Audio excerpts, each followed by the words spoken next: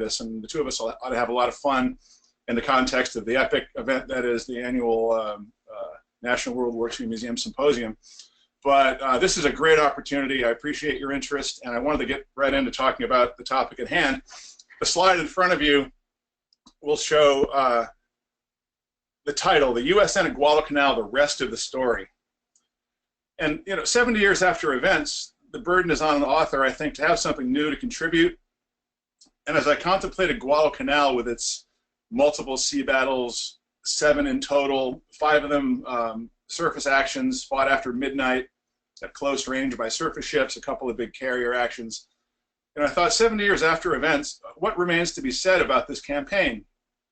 And as I went about researching the battles individually, which endured for 6 months and saw terrible attrition on both sides, I started realizing that what this was, even several months after the Battle of Midway, was the surface navy, the surface forces of the U.S. Pacific Fleet, traversing a very steep learning curve in the craft of nighttime surface combat against an enemy who was at the time the reigning masters of the world at this bloody, very demanding and difficult craft.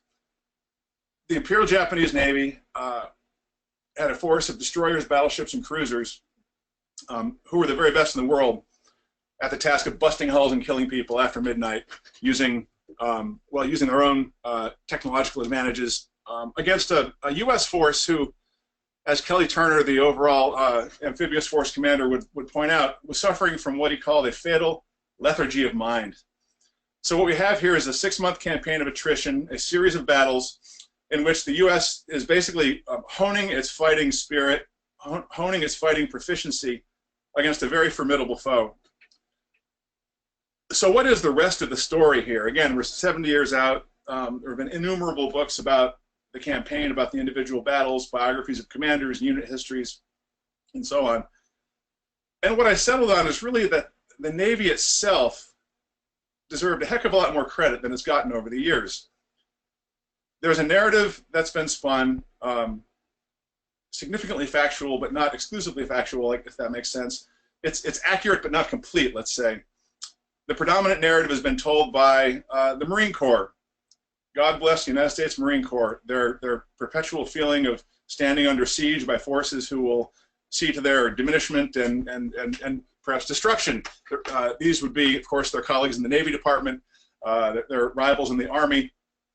The Marines are very good at self-preservation through crafting this narrative of siege. And so at Guadalcanal, the theme of siege is very much in view because for a very short period of time, after the defeat in the Battle of Savile Island, the fleet withdraws from the area. The aircraft carrier covering force withdraws, leaving the Marines without air cover to face the Japanese counterattack. And so this brief period of time lasts about 12 days. And the Marine Corps has told the story through the years and trained their recruits on this story that at Guadalcanal, the U.S. Navy abandoned them to make do on their own. Hey Jim, this is Chrissy. I don't know. I just want to check in with you really quick because I'm getting some messages here from folks viewing. Wondering if they said they're getting a media loading error. Have you advanced your slides at all? I'm wondering if they haven't advanced. No, I've not advanced the slide yet. Okay, perfect. Well, that might just be on their end. I just want to double check. Okay, keep on going. Thanks. So the Marine narrative is that they've been hung out to dry. And as I did my research on the 7 battles of the campaign, I came to understand a couple of things. One is that the Navy deserves a heck of a lot more credit for their contribution to victory at Guadalcanal. Indeed, they deserve the lion's share of the credit. Well, let's put a statistic on the table. There were 1,700 Marines and Army soldiers killed in the land fighting at Guadalcanal. Would anybody hazard to guess how many sailors died at sea during the same period? The number, in fact, approaches 5,000. Nearly 3 sailors died in these 7 naval battles and ashore for every man who died on the island in the ground fighting. I've had no greater pleasure than presenting this statistic at Quantico and also in San Francisco at the Marine Memorial to an audience of Marines who had been raised on the aforementioned narrative. And to my delight, they were very receptive and very enthused to hear that the Navy is actually a fighting force with some considerable esprit, and talent in the craft of breaking things and killing people. At Quantico, the Marine colonels and majors and captains and lieutenants leaned in with great interest to hear of Admiral J Callahan. Really, the climax of the story takes place in the fifth of the aforementioned 7 battles, the so-called cruiser night action, fought on November 13th, 1942, when Admiral Callahan ventures forth in his flagship, the USS San Francisco, to take on a Japanese force of battleships, 2 battleships, in particular the Hiei and the Kirishima, which each had 5 times the throw weight of a salvo from either of those heavy cruisers. The San Francisco and the Portland were on the biggest ships on the American side. Tremendously dramatic engagement, as I'll lay out here, and it had a profound effect upon the Japanese. After the Battle of November 13th, the Japanese were shocked into a state of, I don't know what you'd call it. Let's just say that after losing one of their battleships in the aforementioned battle, they never again sent their battleships into action at a time or place where it would have mattered.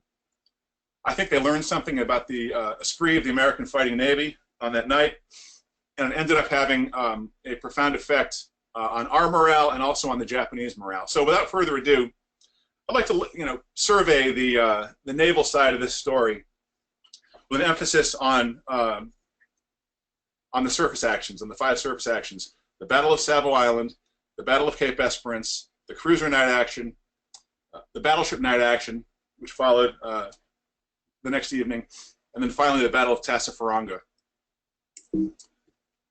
So let's see if the slide will advance. This evocative shot of a destroyer after moonrise, I should have brought it up sooner because it captures something of the mystery and terror, I think, of the prospect of fighting when you can't see a thing in front of your face. These night actions were fought at terribly close range in spite of our advantages in radar technology. Our forces were typically left to locate the enemy visually, to maneuver using seaman's eye, and to engage with those similar senses in spite of the advantages of fire control that we had. In many cases, we're talking, visual range finding and fire control, frightfully bloody effect. And so the campaign begins really to an abject disaster, the Battle of Savile Island. Well, why does the campaign kick off in the first place? This global map is intended to give you the big picture. The dotted line shows the furthest extent of Japanese expansion through the middle of 1942. The dotted line, you can see this cursor. Does this appear, Chrissy? Am I able to indicate things on the slide? It does appear. Yep. It does, good. Here's Guadalcanal, right down here. You can see we're at the limit of the Japanese expansion. Their lines are really stretched. From Tokyo, due south to the Marianas, and then down to Truk. Truk is the 4th Fleet Area Headquarters. It's really their principal base in the Central Pacific. Serves as a communications hub, an aviation center, as a fleet repair base, and really is the center of gravity of the Japanese expansion. Further south is Rabaul in the Bismarck Islands, and now you can see Guadalcanal.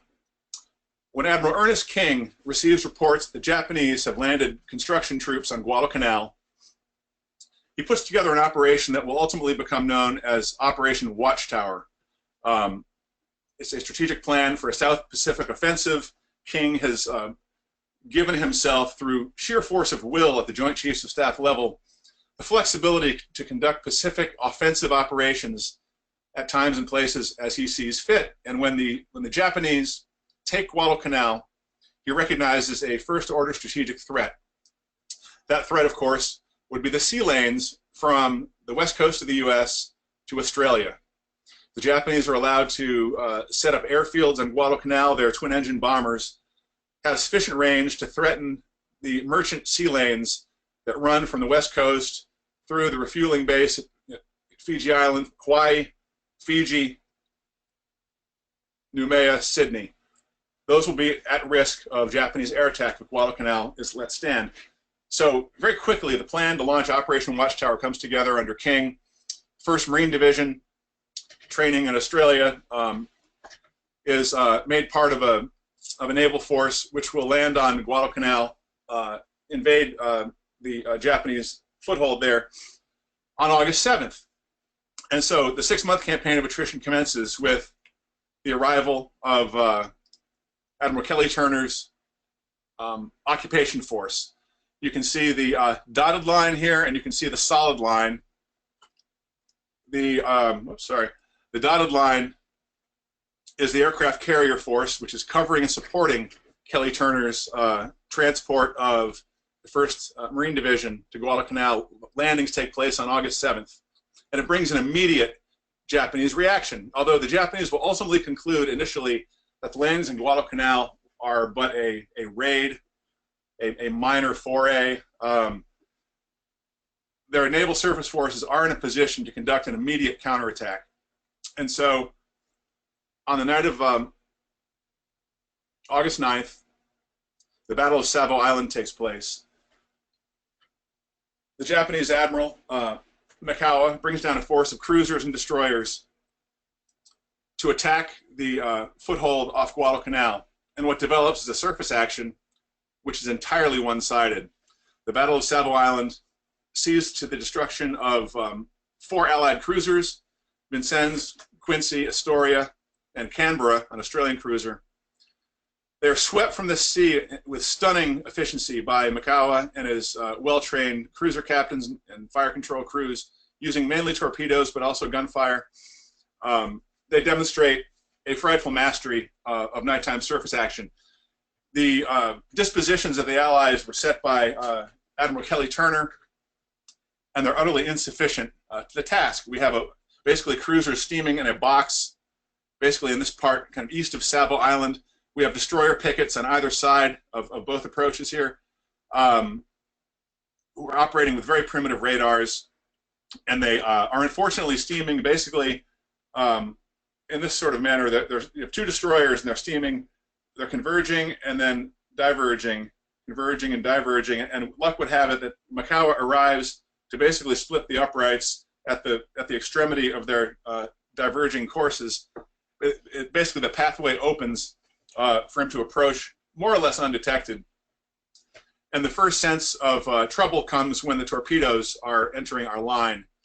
Quincy, Astoria, and Vincennes are quickly fatally struck, floundering, barely putting up a fight in return. They are lost with terrible loss of life. And the consequences that follow are really extremely disruptive, not only to our screening dispositions. We're out just about our entire heavy cruiser force to defend Van de Griff's beachhead, but the infighting that takes place and the loss of confidence in leadership really starts to reverberate, mainly among the 3 gentlemen shown here. Kelly Turner, the commander of the amphibious force, Arch Van de Griff, the commander of the 1st Marine Division. These 2 gentlemen went to a conference with Admiral Gormley, who's the theater commander, their overall commanding officer, theater commander Robert Gormley, 3-star. At a pre-landing conference, there was discussion of how long the carriers would stand by the beachhead, and the agreement was reached that it would only be for 3 days. Now, this is really the origin of the Marine Corps myth of abandonment, is that the carriers withdrew as a direct consequence of the defeat at Savile Island. This is far from the case. It was a long-planned retirement for refueling, and everybody was led to understand that the carriers would be withdrawing. But after Savile, a narrative arises that the departure of the carriers was the result of the defeat, and so the loss of confidence in Gormley and also Frank Jack Fletcher, his carrier commander, have their origins here. So let's give you the map. I showed you the global map, which is here as an inset. You can see the limits of the Japanese expansion, and here, the first offensive undertaken anywhere globally by the Allies against the Axis takes place at Guadalcanal. Again, the North Africa landings have not yet gone off. King is really out on a wire here. I talked about the nickname of the operation. Well, the code name, Operation Watchtower, gave way ultimately to another nickname, Operation Shoestring. The Navy literally didn't know where it was going when it headed south to make landings in Guadalcanal. There were no maps or charts of the area. We were sort of winging it in the sense of having adequate map reconnaissance and photographic reconnaissance. They didn't know what they were going to do when they got there. Rehearsals had been a disaster. There were rehearsal landings with timing of the arrival and the operations of the bombardment force, with the air cover, with the Marines going ashore. The timing was all off. So the rehearsals went very badly. The naval forces literally didn't even know what day it was. One carrier task force, one of the task force commanders forgot to account for the international date line, and so was late with his arrival of the ships into the theater. And as the Battle of Savile Island demonstrates, the combat readiness was a major factor as our learning curve commences.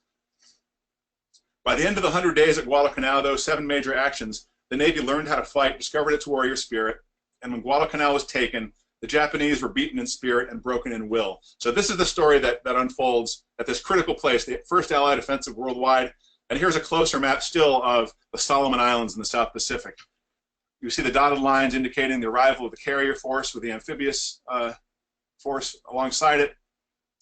The Battle of Savile Island takes place and the carriers withdraw. What develops then is a battle over the reinforcement of Guadalcanal. We have the 1st Marine Division ashore. The Japanese have a garrison, which is sizable but far from combat ready itself. It's largely construction troops. There's no great fight at the beach when the 1st Marine Division goes ashore. So what will develop is a fight over the perimeter that the 1st Marine Division sets up around the critical airfield on Guadalcanal, Henderson Field. And what develops, Rich Frank pointed this out last week, is you sort of have sea control shifting with the rising and the setting of the sun. At night, the Japanese are able to send down their surface ships to bombard Henderson Field in an effort to knock out our air forces there. But with the rise of the sun, our carrier aircraft can return, the pilots can fly from Henderson Field and secure control of the so-called slot. This is very strategic naval geography here. The slot, kind of this channel between the parallel threads of islands in the Solomon chain, become a pathway for Japanese forces coming down from Rabaul with troop transports and with surface forces at night to reinforce Guadalcanal. We have American forces headquartered at Espiritu Santo, is really our forward base, and then Noumea, you can see New Caledonia here on the global map, is still further south of the New Hebrides where Espiritu Santo is. You see U.S. forces Gormley quarterbacking this effort from New Caledonia, from Noumea, New Caledonia, his area headquarters, sending surface ships up here, ultimately with the task of stopping the so-called Tokyo Express. The Tokyo Express being the nickname of the Japanese forces coming down from Rabaul to reinforce their beleaguered garrison in Guadalcanal. Now, as I say, control of the seas shifted with the rising and setting of the sun. And with the defeat at Savile Island, we have a first-order crisis in our surface forces. How are we going to beat the Japanese in this game in which they're the world's reigning masters, and they just proved it by thumping us but good at Savile Island? 1,000 American sailors and Australian sailors are dead after that catastrophic engagement, and blame is being laid at the feet of the Navy, at least on ashore at 1st Marine Division headquarters, that the Navy is not to be trusted with the security of the Marine Corps beachhead here. Well, what has to happen, and the inquiries will show, that the defeat of Savile Island was the product of this so-called fatal lethargy of mind. Peacetime naval commanders who didn't envision how they were actually going to conduct a battle, how they were going to detect and destroy the enemy before the enemy had a chance to do the same to him. And so we have an essential passivity, the American cruisers steaming in a box, passively defending the sound off of Henderson Field. What is needed is a combat commander who is willing to defend our beachhead using offensive tactics. And this becomes the insight of Rear Admiral Norman Scott, who is he's sort of seen as a junior Halsey. He's a fighter. He had guts, he had balls. These are the things the veterans told me about Scott. He was much dismayed about the defeat at Savo. He had command of a small cruiser group that was screening the Tulagi across the sound from Guadalcanal is the island of Tulagi, a secondary objective for the 1st Marine Division, and they take Tulagi with somewhat heavier losses. But Scott is screening, is part of a cruiser screening group that's defending Tulagi. He never gets into the fracas at Savile, and he's much disturbed with what he witnesses from afar. He realizes that we're going to have to conduct the defense of this beachhead very proactively and very aggressively using our cruisers and destroyers. And so Scott begins to understand that the Japanese are sort of basically coming down from Rabaul, coming down through the slot at night, and needing to be back out of airstriking range of Guadalcanal by the rise of morning. He sees the Japanese are in sort of a tactical straitjacket. The Japanese are not willing to risk their own surface forces to air attack during daylight hours. And so Admiral Scott begins to do the time-motion study of this tactical and geographic reality, and realizes that the Japanese need to arrive off Guadalcanal at a certain place and time in order to bombard the airfield and get out before rise of morning. And so he plans accordingly. He realizes it's going to be his task to wage a surface fight. Well, the one problem he's facing is most of his surface ships are saddled with convoy escort, bringing up supply shipping from Espiritu Santo and Noumea, so cruisers and destroyers escorting cargomen, troop ships, and so forth. His surface ships are also being asked to screen the carrier groups, which are holding stations south of Guadalcanal, out of harm's way, but within, ultimately, after they come back, we're supporting, with combat air patrols, the Henderson Field beachhead. So given all the demands on his surface ships, how is Admiral Scott going to train for a nighttime surface action? Well, the records that I dug out of National Archives show how he managed to kind of steal time on these convoy runs up from the south to bring reinforcements into Guadalcanal. He would steal time getting his cruisers and destroyers to train as a surface combat unit. Here you see a good shot of a column of ships executing a starboard 90-degree turn into inline ahead. And so this type of seakeeping and navigation and formation holding is really the essence of surface combat. Sad to say, the state of training in our fleet today in 2017 has suffered somewhat. There's a report in the Wall Street Journal today that 8 out of 11 of our Pacific Fleet cruisers and destroyers aren't even certified in surface combat. So we have this problem right now at a time of ostensible peace, but the problem was very acute in 1942 as well. So Scott sets about righting this ship. He, while underway on convoy escort, he peels off his destroyers and cruisers and conducts what are called offset gunnery exercises, where basically they take each other on as targets, offsetting the gun director, which aims the guns, from the guns themselves. So they're, say, 3 degrees off. And so if you aim at a ship, the salvo goes, say, 3 degrees offset. And if you secure a splash in the wake of a cruiser, that's considered a hit. So these offset gunnery exercises are his attempt at tactical surface action training, which he conducts on borrowed time during convoy runs. And Scott, much to his credit, yields the first dividend in the Battle of Cape Esperance, fought a month after the Battle of Savile Island. Why did it take a whole month for another surface action to arise? Well, the Japanese themselves are trying to fuel and equip their ships all the way up at Rabaul to send them down, to bombard and to reinforce, and it takes considerable planning and to conduct these fairly major operations. So on the night of October 11th, we have a fairly significant Japanese sortie. It's led by a couple of heavy cruisers, Furataka and Aoba, and Scott gets an air sighting report of this force coming down, pulls out his chart, figures out when he needs to be where and when, and sorties with a force led by the flagship, the light cruiser Helena, the heavy cruiser Salt Lake City, and the light cruiser Boise, and the San Francisco. He's in the heavy cruiser San Francisco as flagship, and wins a fairly significant victory in the Battle of Cape Esperance. The track chart shows his movement. You see Scott coming up, heading east as the enemy approaches, and then executing a very sudden volt face here, 180-degree turn, to bring his course across the T of the approaching Japanese force. The gunfire is concentrated on the lead ship. The Japanese cruiser Furataka and the Aoba take frightful damage. The Furitaka will sink. The Aoba will limp back to toward Rabaul at 10 knots. Fortunately for her, before the Cactus Air Force can get up by rise in the morning and get out and finish her off.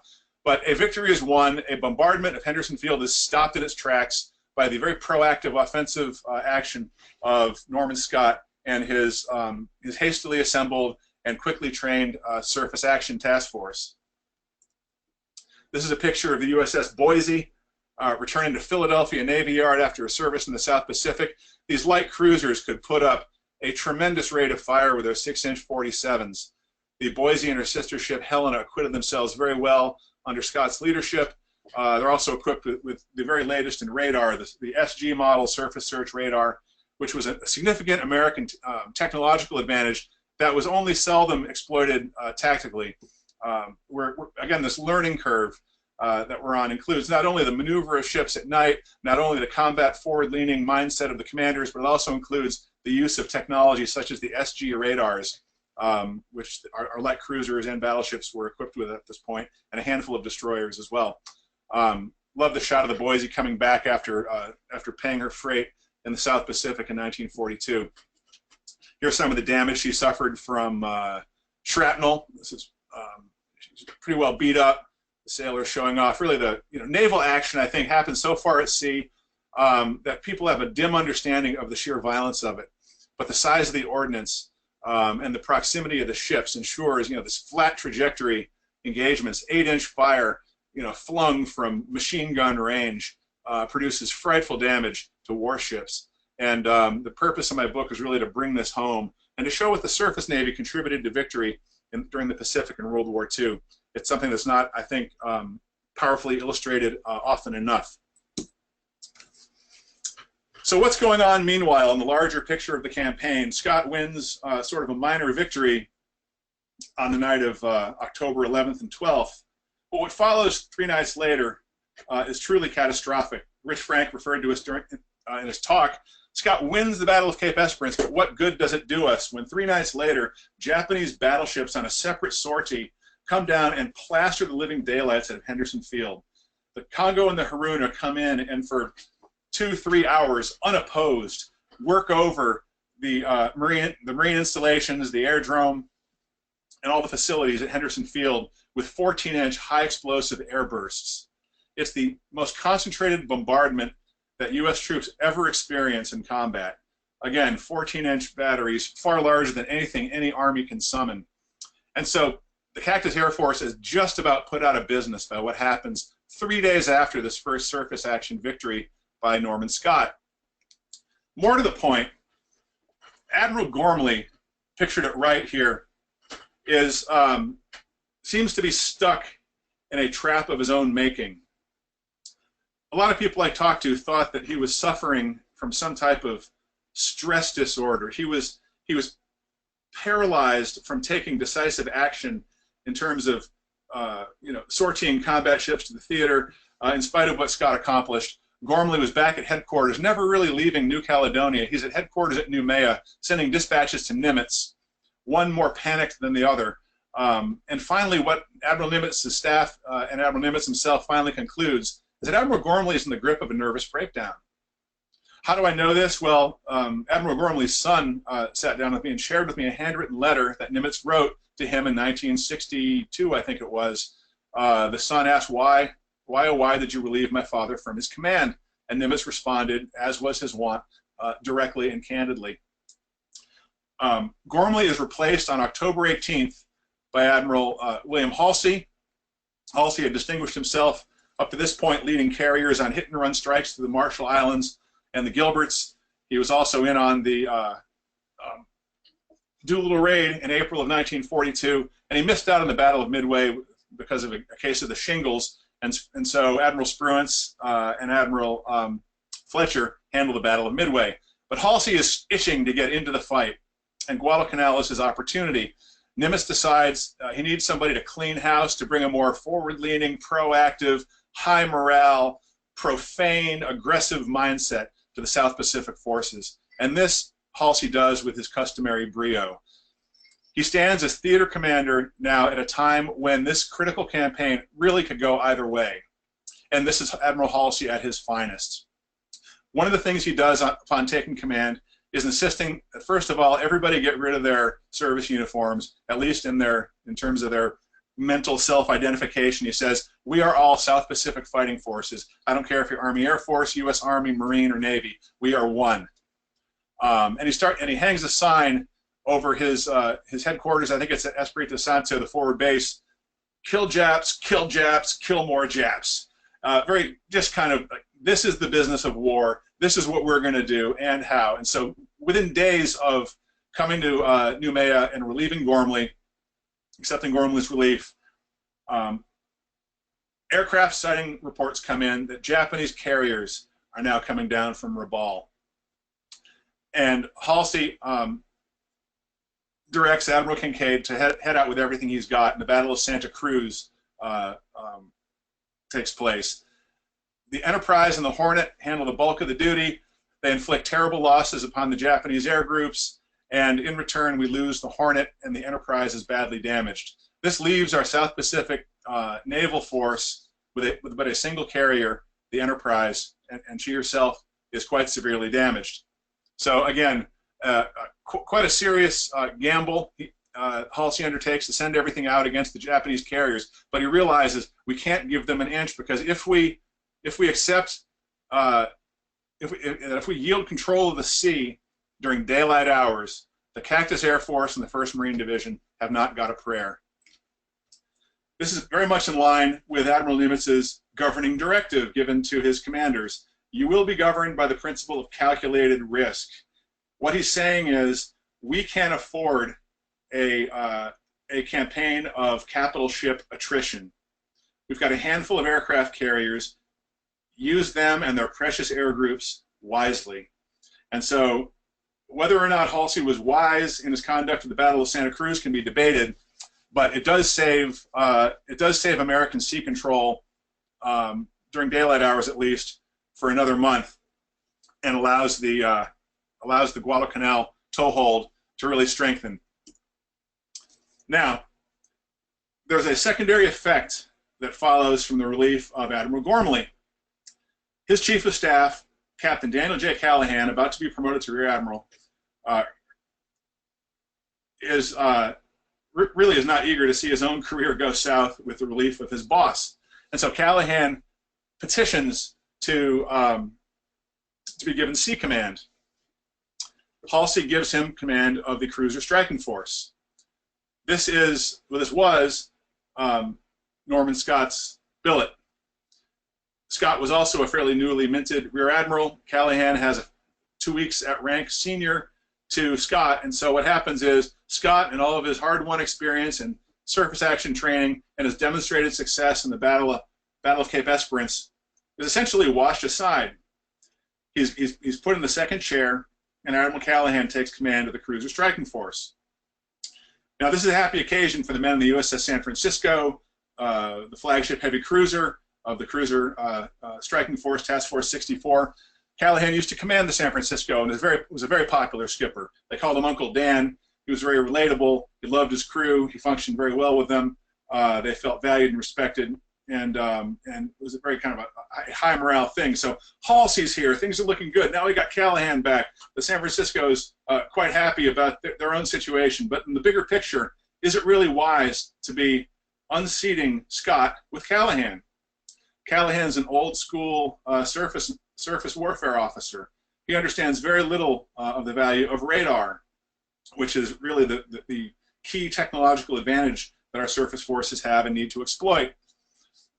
Well, as I gave you a little hint of at the beginning, the climactic engagement of the surface campaign for the Guadalcanal beachhead takes place on the night of November 13th, 1942, when the continued reports come in from our aerial reconnaissance, as well as from the Coast Watchers, the Australian Coast Watchers, further up the slot, that the Japanese are bringing down an extremely heavy force, consisting not only of the surface task force, which is here shown in action in battle, but a large force of merchant ships, troop transports, transporting the bulk of the Japanese 38th Division.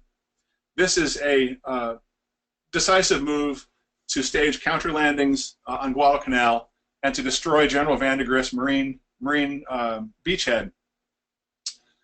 The force marshaled by Admiral Callahan is also significant. He scrapes together San Francisco and the heavy cruiser Portland, so 2 heavy cruisers. We've got the light cruiser Helena, and we've got a pair of anti-aircraft light cruisers Atlanta and Juno, which are a bristle with twin 5-inch 38s, but really aren't built for surface action. But because they're essentially destroyer leaders, he puts the Atlanta at the head of the column, kind of behind the destroyer van, Cushing, Laffey, Sterrett, and O'Bannon, and then Juno brings up the rear, leading 4 destroyers in the rear. There are reports now, this is something I gained from my interviews with the survivors of this engagement, that Callahan knew exactly what he was facing in this engagement. He's often criticized for his failure to exploit the radar that is installed in the light cruiser Helena. He's often criticized for, querying his lead destroyers for what they're seeing rather than asking Gib Hoover right behind him in Helena what the radars are showing. But Callahan, according to my interviews with men who overheard his conversations with his staff in the pilot house of San Francisco, understood exactly what he was facing. He understood that he had heavy cruisers with an 8-inch main battery. These shells are 250 pounds apiece, going up against a Japanese main body that consisted of a pair of battleships, Kie and Kirishima. These are really up-armored battle cruisers, but they do pack a 14-inch main battery, which is about 8 times the throw weight. A salvo from either of those ships is 8 times the throw weight of the heavy cruisers of Callahan's force. Callahan understands that to stop these guys, he's got to get in close. And so what happens on the night of November 13th is extremely confused, it's extremely bloody, and it's also quite tragic. It is ultimately a great victory for the American position in the South Pacific. He takes his force directly into the midst of the 3 approaching Japanese formations. We have the base unit, the 2 battleships, flanked by light cruisers and destroyers. Basically, 3 formations are coming down New Georgia Sound, west of Savile Island, into the sea lanes of Sea Lark Channel and Iron Bottom Sound, so-called, off of Lunga Point. Callahan steams his column directly into their midst. The last order that Callahan gives over the tactical radio circuit is even ships fire to port, odd ships fire to starboard. He basically surrenders tactical control of his formation to the individual discretion of the ship commanders. And what develops is a first order, I called it a barroom brawl with the lights shot out. The lights are shot out because everybody's following nighttime blackout procedure up until the first shots are fired. And this is just a tremendously violent and upsetting engagement. I'd like to give you a somewhat more detailed sense of it just because the drama of this really cannot be understated. Let's see, I'm going to try to find. Okay, so we have, I told you about the man who overheard Callahan talking about the tactical situation. A sailor named Eugene Tarrant, who held the post of captain's cook, found that he occupied the ideal place from which he could observe Callahan at work and in repose, right in his shadow. For no men on a cruiser were wiser to the way of how things worked than the white-jacketed cooks and mess attendants who stood invisibly in the wardroom's midst. They were lowly caste, mostly African-American enlistees. On cruisers, all the officers dined together except for the captain, who had his own cabin. When he was in command of the San Francisco, Callahan made a practice of eating with his men, and he used the wardroom to break down the barriers and accelerate the growth of his young officers. Eugene Tarrant found he had as close a view of these goings-on as anyone. He found that he could raise the pantry door and hear Admiral Callahan talking with his staff in the next compartment. With access to high-level scuttlebutt, he sometimes found himself as well informed as the intelligence analysts at headquarters. Tarrant told me, "I heard all about the plans. They talk about the forces they were going up against, when they expected contact with the enemy, and how they planned to deploy the fleet." Well, Tarrant was on duty when Callahan received Turner's order to gather the disparate cruisers and destroyers from 3 separate task forces and take them into action against the Japanese battleship force descending on Guadalcanal. At the news that a fight with battleships was brewing, Dan Callahan began pacing his flag bridge. He was heard mumbling that it was a fool's errand to take on ships 3 times the size of the San Francisco, and that it was a shame there was no time to confer with Admiral Halsey. When the moment presented itself, Eugene Tarrant exercised the cook's prerogative and asked Callahan if he thought the mission was hopeless. As Tarrant recalled, the task force commander was candid. He said to me, "Yes, it may be that, but we are going in." A younger officer was a second witness to this exchange. Jack Bennett, a lieutenant on the ship, listened to the admiral conversing with the captain of the San Francisco, Casson Young, as they stood on the starboard bridge wing. Bennett remembered that the wind carried their voices to me as I paced the deck, and I was able to clearly observe the demeanor of each. They were discussing the unannounced fact that there were battleships in the Tokyo Express. Young was in an agitated state, waving his arms, and he remarked, "This is suicide." Callahan replied, "Yes, I know, but we have to do it." Bennett saw Callahan as calm, unemotional, resolute, and perhaps resigned to his fate, Bennett said. Now, rumors had a way of sweeping a ship like wildfire. Word spread through the San Francisco that Callahan had deemed his orders a death sentence. "We were all prepared to die," said Joseph Witt. "There was just no doubt about it. The Seaman First Class had a battle station in Turret 1, and he said, we could not survive against battleships." Now, this map you'll see here shows how the battle unfolds, and at the critical moment of the engagement, the base unit, so-called, the core of Callahan's force, the San Francisco and Portland, pass beam to beam with the battleships Hiei and Kirishima.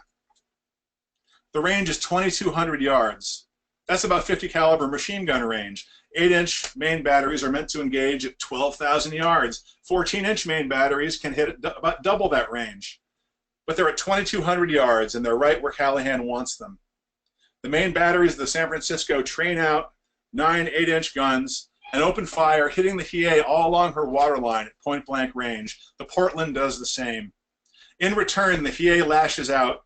A 14-inch salvo takes the San Francisco in the bridge, and Callahan and just about his entire staff and most of Casson Young's bridge watch are cut down at their station. In the confusion, the San Francisco lashes out at the silhouette of a ship up ahead. This is the Atlanta. The light cruiser just ahead of San Francisco is actually the flagship now of Admiral Scott, riding second chair in the formation. Essentially, he's got no command responsibility. Through this tragedy of friendly fire, the 8-inch battery of the San Francisco lashes into the Atlanta, felling Scott and his own and most of his wardroom as well. A terrible, terrible loss to friendly fire. And so, while the Helena has the whole view in bright relief on the scope of his SG search radar, the cruisers are there slugging away, confused as to who's friend and who's foe. But as I say, it does come down to the actions when the base units meet, when the 2 American heavy cruisers engage the 2 Japanese battleships, and the Hiei is eviscerated. So the formations depart. The Hiei is dead in the water. Kirishima leads the withdrawal. Again, there's no bombardment of Henderson Field this night, thanks to the intervention of Callahan and his force. The San Francisco is badly damaged. The Atlanta is mortally wounded. The Juneau is heavily hit. A number of our destroyers are sunk. Laffey, Sterrett, the O'Bannon, mortally wounded. Aaron Ward. And the engagement dissipates. The energies of these 2 massive task forces are spent, and the Japanese withdraw, never having unleashed their main batteries on Henderson Field. It is an American victory. Now, why is this an American victory? Well, the bombardment of Henderson Field does not go off. The following morning, the Marine and Navy aircraft stationed there venture out and discover the Japanese troop transports lingering to the north, awaiting word that the way is open to conduct landings of the 38th Division somewhere in Guadalcanal's north coast. And the Cactus Air Force lights into them. The majority of a Japanese division is sunk at sea on that following day. The Hiei is also set upon and sunk by Marine and Navy flyers, and this is the first Japanese battleship taken down by our forces during the war. It makes a lasting effect upon Japanese commanders, and never again will they devote their battleships in combat at a time when it matters. Let me see, the slides are somewhat out of order. Now, the saga of the Sullivan brothers here is worth mentioning. These men are on board the Juno, which is badly wounded. Her keel is, in fact, broken by a Japanese torpedo in the November 13th fracas. On the way back to Espiritu Santo, well, Callahan is dead. Scott is dead. Command of the American surviving ships of the cruiser night action devolves to Gib Hoover, the commander of the Helena. Captain Hoover has a tough decision to make when a Japanese submarine attacks his withdrawing force. The Japanese submarine puts a torpedo into the cruiser the cruiser Juno, hits a powder magazine, and the Juno goes off like a 600-foot-long firecracker. There will be about 10 survivors of this ship. Hoover is faced with the decision of what to do in this situation. Should he stop and search for survivors, or should he continue heading south for base? He realizes that the Japanese submarine is still in the area. He realizes that San Francisco and other ships have sustained grievous damage, with many mortally wounded men clinging to life on their decks. A body part sweep is underway in the San Francisco. The ship was so badly hit, more than 100 of her men were killed. These ships have got to get home, Hoover concludes, and he continues steaming on. The 5 Sullivan brothers are casualties of the loss of the Juno, and when the force arrives at Espiritu Santo, Admiral Halsey, in a fury, concludes that Hoover should have stopped to save the survivors of the Juno and relieve some of his command on the spot. So this really, it's really just kind of an insult to an injury, if you will. Hoover, who's got 3 Navy crosses for his conduct in the Battle of the Coral Sea and in the earlier Battle of Cape Esperance, in which he participated, is unceremoniously relieved of his command by a furious Admiral Halsey. Halsey will later come to regret this decision, but it's a blow to the morale of the surface forces coming off of this catastrophic victory, really. So, the Japanese are licking their wounds. Let me show you a couple of slides here. Talk about radar-controlled gunfire. What the advantage the Helena had that was largely unexploited on this night. SG surface search radar is a system of high-frequency 10-centimeter radars that have very high resolution. This is like HD TV for radars. The older radars didn't have that kind of top-down kind of sweeping arm PPI display that shows you in every movie you see. The radar shows where all the targets are visually, and you get a sense of their relative distance and bearing. This technology didn't exist until we had these new radars.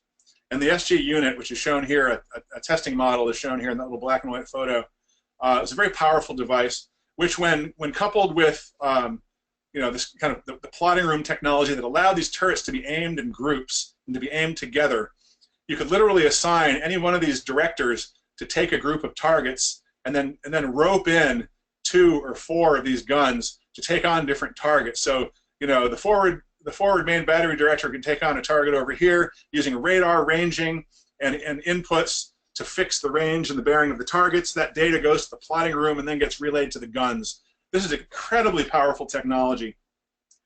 And we win the battle of the so-called cruiser night action without really exploiting it. There's really only one man in the Navy who knows how to use this stuff. And this would be Admiral Ching Lee. They called him Willis Lee. Pictured here at left is a 3-star who is a newcomer to the South Pacific Theater in about September. He comes down from his billet in the training division of the Navy Department, where he's literally writing the tactical training manuals for radar-directed gun systems, fire control systems. And he's assigned to the South Pacific, and he promptly takes command of the battleships. So we've got 2 battleships. The North Carolina gets hit by a torpedo, was sent home, but the South Dakota and the Washington are the 2 fast battleships that Admiral Halsey has with his carrier task forces. These are formidable anti-aircraft platforms. Halsey is very glad to have them with his carriers. But following the losses of the cruiser night action, again, our cruiser force has been attrited to the point of combat ineffectiveness. We're short on destroyers as well, but really we don't have any heavy ships to fight the Tokyo Express, and the Japanese keep on it coming. They've got more battleships, and so a couple nights after Callahan's sacrifice, word comes that another battleship task force is coming down from the south. This one with the Kirishima reforms with the Haruna and comes booming down from the north. All we have now are these battleships, which heretofore Halsey has wanted to keep with the carriers. But as this critical new threat looms, he decides to detach the South Dakota and the Washington flagship of Willis Lee and send them into action.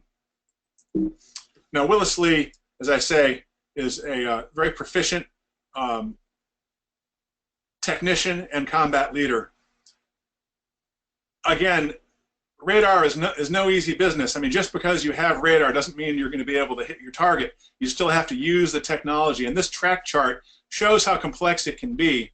This is a log of the radar contacts made by Willis Lee's flagship Washington on the night engagement of November 14, 15, just one night after Admiral Callahan's death. You can see them casting beams to the north, seeking out the enemy and registering ranges and bearings. These contacts, notes up at top, do not include those made and maintained with fire control radars. So the search radar fixes the target or locates the target, and the fire control fixes on it for the benefit of the actual gunfire. You have much more frequent refreshes, essentially, with the fire control radars, which lock onto targets, and while the search radars scan for other targets, essentially. And so Willis Lee conducts this radar-controlled fight with an absolute mastery. Here's another track chart. So this track chart shows the Washington's track. This next slide shows the entire task force. And so here, this solid line you see sweeping around clockwise around the compass rose. This is the track chart for Lee's force. Again, he's timing it so that he will arrive at the critical point of interception west of Savile Island as the Japanese approach on this well-worn track in the sea, worn by the Tokyo Express through the slot. We always know where the Japanese are going to be. Again, they're constrained by these immutable tactical factors of nightfall and the movement of the sun and the timing thereof to get in and out before sunrise. Willis Lee sweeps around Savile Island clockwise, having detected the Japanese force, and calculates that he'll cross their T just north of Tassafaronga Point, the northern extremity of Guadalcanal. The South Dakota and the Washington both intercept the Japanese force, and right at the moment of contact, the South Dakota suffers a power failure. Firing salvos, she loses power, her radars go out, her ability to kind of use automated training of her main batteries goes out. She's essentially made mute and dumb. And so Willis Lee in the Washington is on his own. At the critical moment, he passes in front of South Dakota as South Dakota begins taking hits from Japanese cruiser fire, badly damaged. Washington moves in front of her, interposing between South Dakota as she's being battered and the Japanese force, and then unleashes in turn on the largest Japanese ship on the scope, the Kirishima. And so Willis Lee takes down the Kirishima with a series of well-aimed broadsides. This is a shot, I believe, of Washington and her forward 16-inch turrets engaging on this night. And a decisive victory is won. So what we have here essentially is a campaign of attrition carried through from August to November of 1942, culminating with Willis Lee's victory over the Japanese battleship task force. The Japanese ground forces never reached Guadalcanal shores, in part because finally, at long last, the Americans are able to win control of the night. This question, I told you my slides were out of sequence. The one remaining action is the Battle of Tassafaronga, which is actually a terrible U.S. defeat, but fortunately for us, it doesn't matter. The Japanese have now resorted to destroyers to bring in supplies and reinforcements to Guadalcanal. They're intercepted by cruisers under Admiral Carleton Wright. This engagement is fought 2 weeks after Willis Lee's great victory. We lose a couple more cruisers. The Northampton goes down. New Orleans has her bow blown off. Minneapolis has her bow blown off. An embarrassing defeat for the U.S. Inflicted by Japanese destroyers who never lose their proficiency with the long-lance torpedoes that have been so faithfully lethal for them up to this point. But does it even matter? The question is, fortunately, no. However, it's still true that a long lance will ruin your day. Look at what this torpedo does to the cruiser USS New Orleans at Tassafaronga. The forward part of that ship went down, was essentially shorn off, and there was radio contact with 150 or so men who were stationed forward in that cruiser, and they heard them sinking, and it's a perfectly ghastly way to die. They lashed together logs to support the integrity of the forward part of that ship, and they patch her up and weld plates over that open wound in front, and they steam that ship minus 150 feet of her bow all the way back to Pearl Harbor. It's sort of an incredible feat of damage control, which again, going forward, will be another advantage the U.S. Navy has over the Japanese, our technical proficiency in our ability to repair and send back to battle our fighting ships. Okay, so Tassafaronga, November 30th. From November 30th, really the Japanese are finished with their attempts to significantly reinforce Guadalcanal. More reinforcements arrive. The Americal Division, the Army, some units of the 2nd Marine Division begin pouring ashore in Guadalcanal. General Vandegrift now has the forces he needs to go on the offensive, and he expands his pocket from the Henderson Field perimeter into a wider offensive on Guadalcanal, and the Japanese are left basically to starve up until their final evacuation right under the noses of the Americans, which is carried out in February of 1943. So it's my thesis that the 1st Marine Division has a whole lot to thank the U.S. Navy for its sacrifices in battle across a series of extremely bloody actions, culminating in November of 1942. It was an incredibly dramatic series of engagements which traced the learning curve of the fighting Navy really up to the same level as our naval aviation cadre, who was so very good, really from early on in the war, but had their own great victory at Midway. Guadalcanal serves as sort of the same thing for our surface Navy, and the Japanese are sort of stunned by this demonstration of American fighting spirit carried out with a willingness to suffer losses. And as I say at the outset, the significance of the Guadalcanal campaign is the degree to which the Navy paid the price to hold that beachhead. 3 sailors killed at sea for every man who died on the island. If there are Marines watching, I salute you for your service, but let's stop insulting the Navy as if they're a bunch of cowards who hung the Marine Corps out to dry. It's simply not historically accurate, and I'd love to have you spread that word to your fellow Marines. Again, it was my great pleasure to spread this message at Quantico and at the Marine Memorial. I'm delighted to tell the story now, and it's great to have this opportunity. Chrissy, if we're running low on time, we probably should open it to questions, but that's essentially my presentation. So well, James, thank you so much. Man, some of those maps and the images were fabulous. Things I know I've never seen before, and I'm thinking probably our audience as well. They were so captivated throughout. So it was I could tell just by the people tuning in. I do, yeah, since we are already at 1:05 our time, I'm going to try to not keep folks any longer than necessary. So but we can definitely do maybe even more Q&A offline, because I know some folks have even emailed me questions for you. When will we stop talking? Yeah, I mean, let's be real. We could talk for probably a couple more hours. I should make these things longer, right? But I thought we'd start off with, I really like that you talked about the story of Eugene Tarrant, and you spoke a lot about interviewing sailors for this book. Do you have a favorite story that came, or something that struck you as the most interesting story that you came across when doing your research for the book? There are so many of them. I really miss talking to these guys. I've written 4 books on the Pacific War now, and the first of them, Last Stand of the Tin Can Sailors, was published in 2004. I started work on it in 2001, and it was still possible then to go to reunions and to make the acquaintance of these men, not only individually, but in each other's company.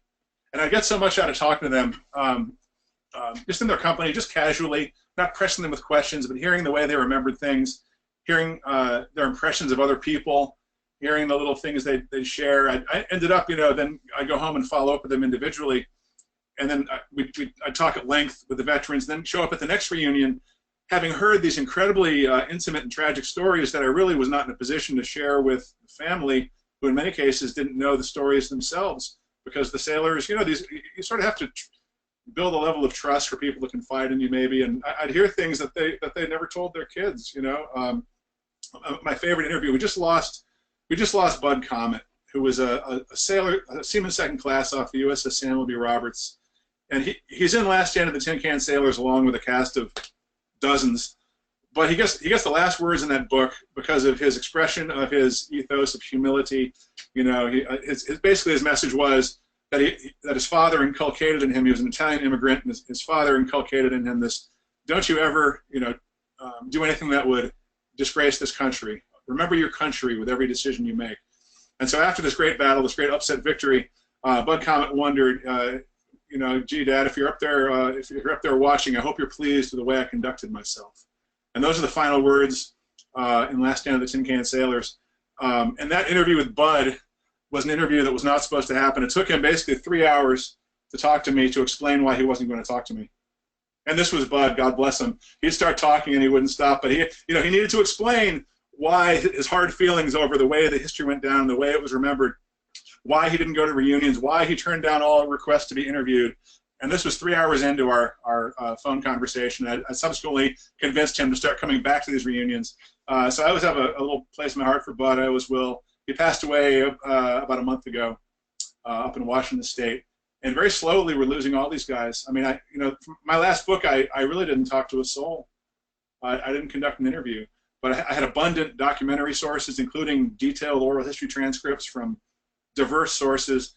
Was still able to write a personally fixed kind of human narrative, but that process of meeting the veterans, is no longer really available to those writing about World War II, and I really missed it.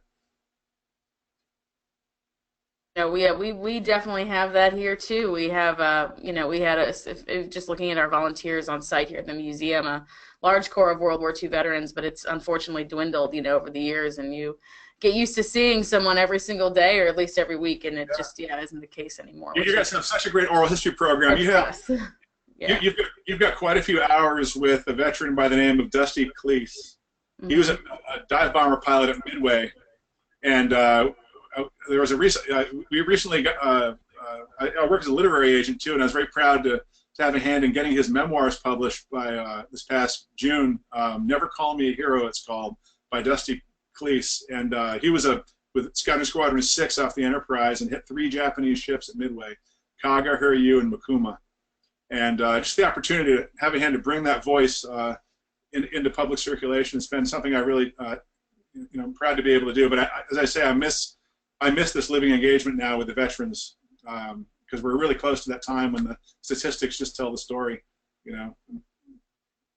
Yeah, and I'll share with you, and obviously, and I think you know this, but I'll share with the folks out here. When you mentioned Eugene Tarrant, it was like, I've listened to that oral history, so we actually have it available on our digital collection site. And so when we're all said and done here, I'm going to share that with folks so that they can actually listen to his words as well, because it's such a compelling part of your presentation.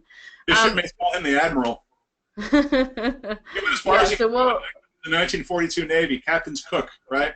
That's as far as an African-American man's going in 1942 in the Navy. But as shipmates call him the Admiral, because in a fair system, he would have been all their commanding officer. Oh, yeah. Yeah, we use, as I said, so I used to work in our education department, and we even used that oral history when we were talking about students about racial issues, within the Navy and in the military. So it's chock full of good stuff. So, okay, I've got some more questions here. Let's see here. From John, he was asking, why would Halsey later regret firing Callahan? Gormley or Hoover. Yes, maybe Gormley. Yes, he put Callahan in parentheses, but Gormley. Hoover, I think Hoover. Hoover is probably who the gentleman is referring to. Halsey relieved Gib Hoover of command of Helena, and later came to regret it, realizing he had made sort of an impulsive decision, as was his wont. I think Halsey was forced to concede this because Nimitz fundamentally disagreed with the decision. And letters were entered into Captain Hoover's file that basically exonerated him for his decision to not stop and rescue survivors of the Juno. Again, he was in a Hobson's dilemma: damned if you stop, damned if you don't. You're either leaving behind your shipmates or you're stopping and getting more of them killed. And I think Admiral Nimitz had a little chat with Halsey about this matter, and Halsey was persuaded that he'd made the wrong decision. And Halsey concedes this in his memoirs, and I think it's much to his credit that he had that ability to correct himself and to admit a mistake. And then this one comes from Jeff. This might be something hard to pull from like the top of your head, but he's like, do you have a number of the U.S. and Japanese total surface warships involved in the campaign? That's a tough one. Total losses, I know, the name Iron Bottom Sound was ultimately given to the waters around Savile Island for the sheer bulk of major ships that were sunk in that area. It was like the losses were 24 apiece, I believe. 24 ships on either side, on both sides, on each side, 48 ships total. And so Bob Ballard's, diving these wrecks. He found Musashi in the off of San Bernardino Strait, and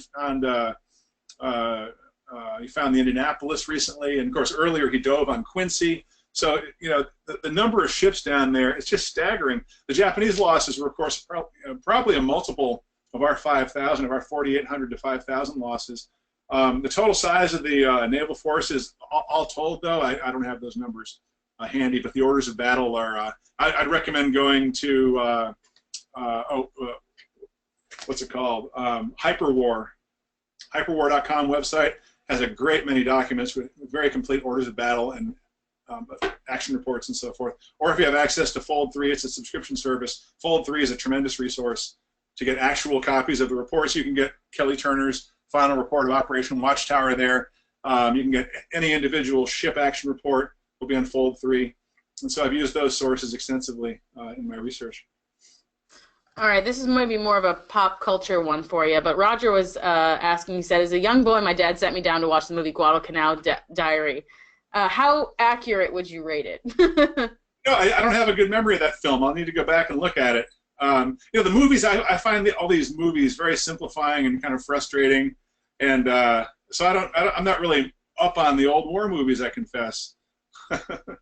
Yeah, I know. I feel like there's always, I feel like, new ones coming out, and I feel like I'm never, sometimes people ask me that, like, oh, I haven't seen that yet, I mean, so even modern war movies just take so many liberties. They're kind of frustrating to you watch Midway and they show purportedly Japanese dive bombers coming down on Task Force 16, and they're actually American planes. You start to see enough of that and you sort of give up on Hollywood. I really love it when they really make a serious attempt at historical accuracy. I know Dunkirk has its problems, maybe any number of little small picky things, but fundamentally Dunkirk was a really compelling film that uses the proper class of aircraft and generally and really tries to show things as they happen and dramatize within that framework. So I really hope to see more films like that. Yeah, definitely. But yeah, I think you're right. Those are fewer and farther between than some of the, just kind of more mainstream ones that come out that are, take some liberties. That's for sure. Well, I've got a lot of wonderful comments thanking you for everything, and I'm actually going to email those to you so you can see what folks are saying about the presentation. But since we're at like 1:15, I thought maybe we could bring it all to a close. And I'm actually going to go back to my screen. Let's see if this will work. I really want to show everybody.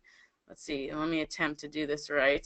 I want to show them the link to actually get your book on sale here at the museum. So let's see if it'll actually show that. You all will see a picture of the museum on there for a second.